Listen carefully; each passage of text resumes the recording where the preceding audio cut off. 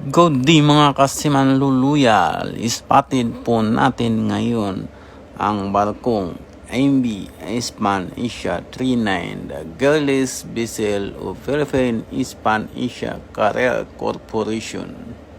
Sa bawat biyahe ng MV Hispan Asia 39, hindi lang kargamento ang dala nito, kundi ang tapang, sipag at puso ng mga taong bumubuo rito.